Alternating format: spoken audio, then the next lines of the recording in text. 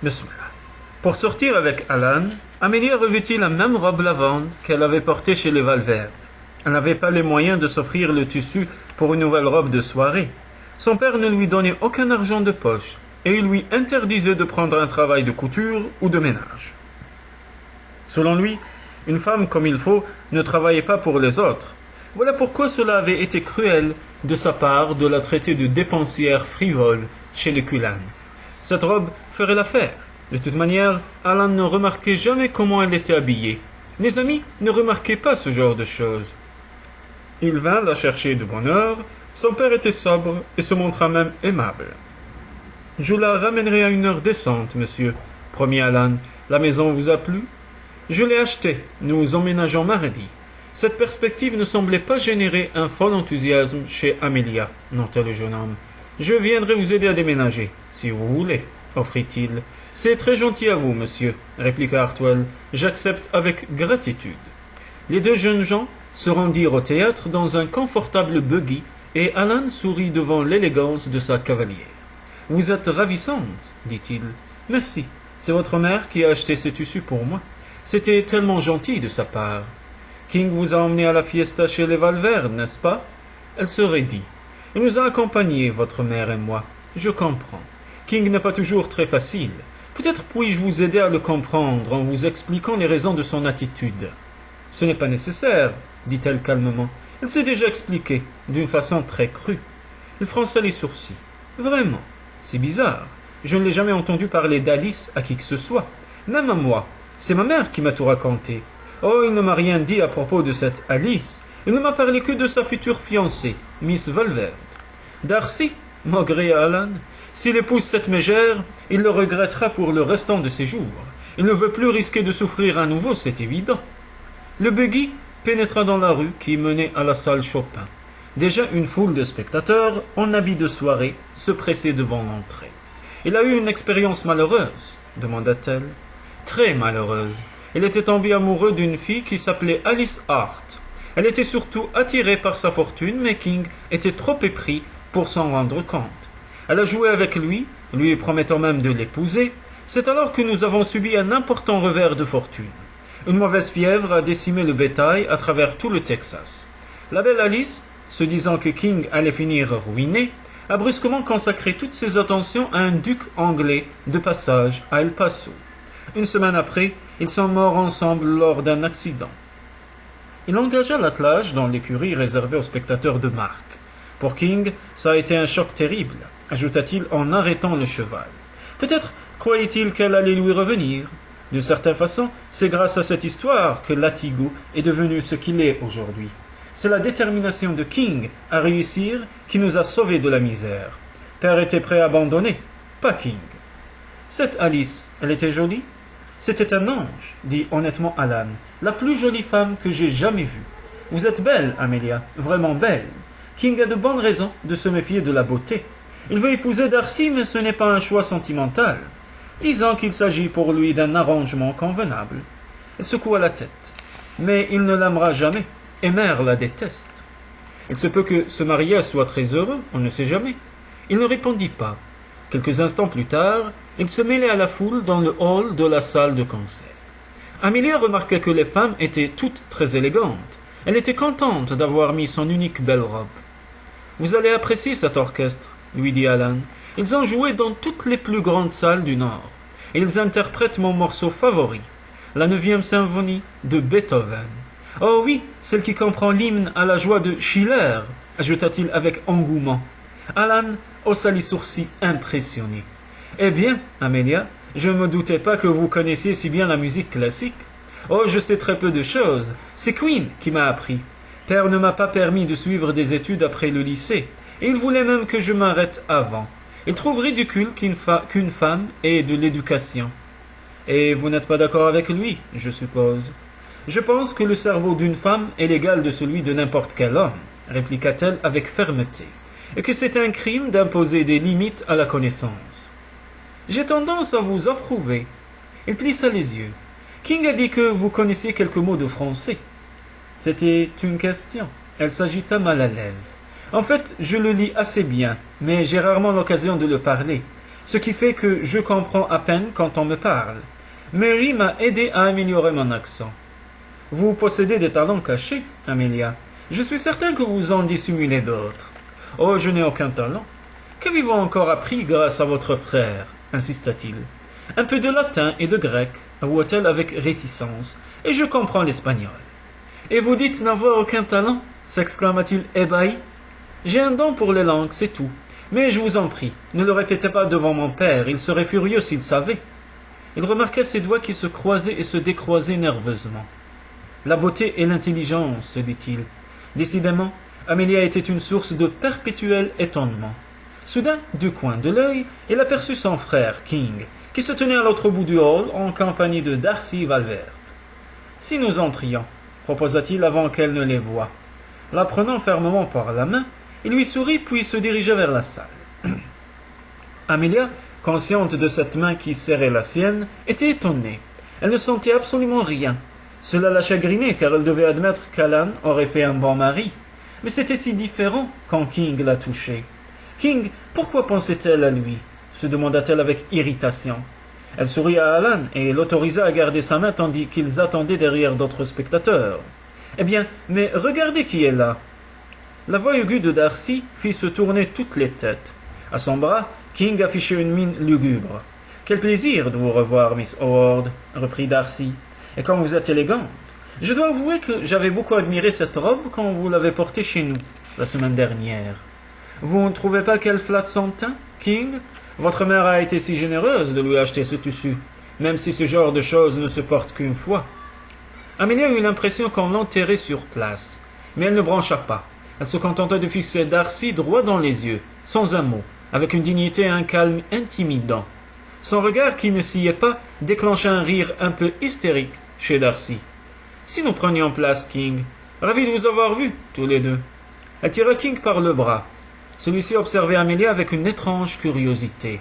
Elle avait rougi sous l'insulte, mais faisait face avec vaillance.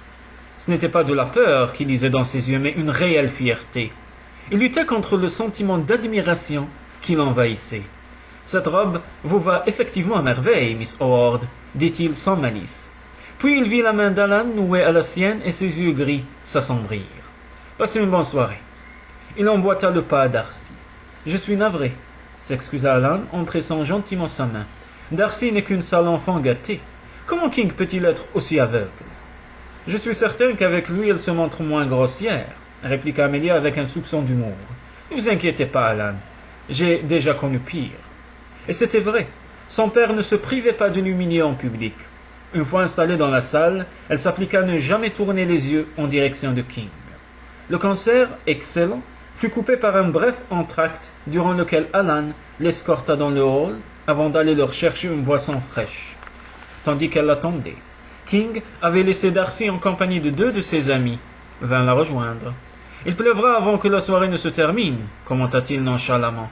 « C'est probable. » Les nuages étaient très bas et lourds, et un grondement menaçant roulait dans le ciel. Elle fit courir ses mains gantées sur ses bras nus, sentant déjà la fraîcheur de l'air. « Oh !» King lui avait touché l'épaule et elle avait tressailli malgré elle. Elle retira aussitôt sa main, une expression de colère sur le visage. « Décidément, quelle petite nature! Vous avez aussi peur des orages ?» Baissant les yeux, elle s'écarta. « Votre future femme vous regarde, monsieur Cullen, » fit-elle, rageuse et glaciale. « Je n'ai aucun désir de lui servir de victime pour la deuxième fois de la soirée. J'apprécierais d'être soulagé du douteux plaisir de votre compagnie. » Il enfonça les mains dans ses poches en la fixant droit dans les yeux. L'électricité qui zébrait le ciel au dehors n'était rien comparée à la tension qui régnait entre eux. Ils en étaient tous les deux conscients. « Si Alan demande à vous revoir, vous refuserez, » décréta-t-il alors avec un aplomb insensé. « Je ne veux pas que mon frère vous fréquente, c'est clair ?» Et il la planta là pour rejoindre Darcy. Un instant, Amelia fut tentée de lui lancer à la tête un des crachoirs qui ornaient le sol. Heureusement, Alan arrivait avec 2 bouteilles de sarsaparilla. Ce sont les 2 dernières, tenez. La boisson fruitée était plutôt tiède, mais son goût acidulé lui fit du bien. La sonnerie retentit, les appelant pour le final du concert. Après le spectacle, elle suivit Alan dans la rue, veillant à maintenir la plus grande distance possible entre King et elle, Elle ne se détendit qu'une fois installée dans le buggy. Il existe un très bel endroit sur notre propriété, sur une colline qui domine une vallée, expliqua Alan, tandis qu'il pressait le cheval pour la reconduire chez elle avant que l'orage n'éclate. J'aimerais y pique-niquer avec vous le prochain week-end. Votre frère m'a ordonné de ne plus accepter aucune invitation de votre part, dit-elle en souriant devant son air choqué. Vous connaissez son hostilité à mon égard, Alan. Ce serait une folie de le provoquer. Cette relation ne nous mènera nulle part, ajouta-t-elle tristement. Vous êtes mon ami et j'ai beaucoup d'affection pour vous. Mais il ne pourra jamais y avoir autre chose. Je ne désire aucune relation d'aucune sorte avec un homme. Mon frère n'a rien à dire, répliqua sèchement Alan. J'apprécie votre compagnie et j'espère que vous appréciez la mienne. Je n'ai aucun désir de mariage pour l'instant, précisa-t-il avec un sourire. Mais nous sommes jeunes tous les deux, et cela ne peut pas nous faire de mal de passer un peu de temps ensemble. King n'a qu'à s'occuper de ses affaires. Mais vous savez qu'il ne le fera pas. Il est comme mon père. Il secoua la tête. Il n'est pas du tout comme votre père, Amelia. Vous ne connaissez pas King. Vous voyez simplement l'image qu'il renvoie au monde, pas l'homme derrière cette image. Il n'est pas ce qu'il paraît, et il n'est certainement pas un tyran. Il a été avec moi, murmura-t-elle tendue. Oui, et cette attitude nous a tous surpris. Vous savez, Mère pense qu'il s'agit d'une attirance qu'il rejette, ajouta-t-il d'un air enjoué. Ce qui est fort possible. Vous êtes une femme ravissante. Elle eut un petit rire amer. Selon lui, je suis une poule mouillée, une pauvre fille maussade, inintéressante et lâche. Oh, et stupide aussi. C'est lui qui vous l'a dit? Il a dit, mais pas moi. Je l'ai surpris en train de lancer cette passionnante diatribe. Je sais ce que votre frère pense de moi et ça m'est égal. Son opinion ne me fait ni chaud ni froid. C'était bien la première fois qu'Alan entendait la jeune fille élever la voix. Elle se demanda si King était le seul à combattre une invincible attirance.